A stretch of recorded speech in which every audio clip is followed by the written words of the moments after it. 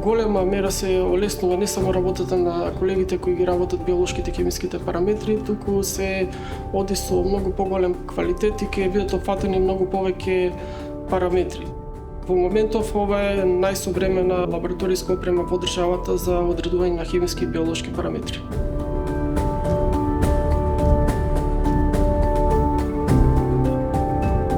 Со таа опрема, ние како институција сме во можност да го одредиме фактички квалитетот на водите, односно хемискиот и еколошкиот статус на површинските и подземните води.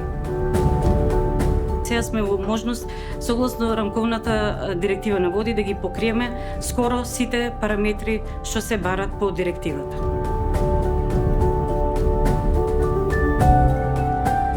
Паралелно со инсталирање на новата опрема се вршеше и тестирање на опремата и се организира и обуки кон нашите вработени за да може да се користи таа опрема.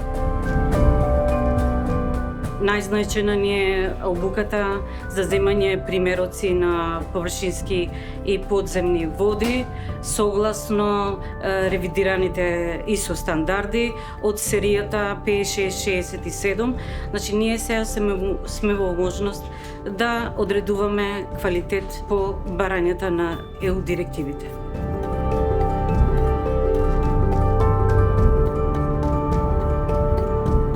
Возниот парк на УХМР до добивање на новите две возила беше многу застарен. Најновото возило ни беше 2015 и имавме проблем со организирањето на земање на проби и теренските работи извршување. Сега со новите две возила, Opel Combi и Isuzu Pickup, во многу ќе се олесни и теренската работа, бидејќи колегите ќе можат да пристапат до тие далечни точки каде што се земаат пробите.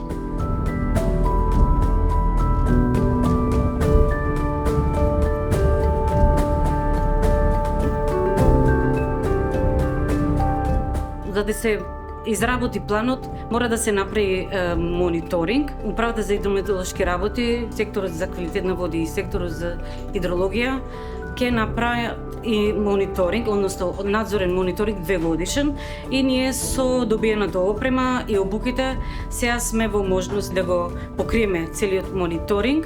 Ќе се види каква е состојбата во државата, каков е квалитетот на реките, дали е лош. Ако е лош, треба да се види кои се тие загадувачи и согласно тоа да се преземат мерки и да се подобри квалитетот на водите. Програма за управување, користење и заштита на води. Затоа што е важно.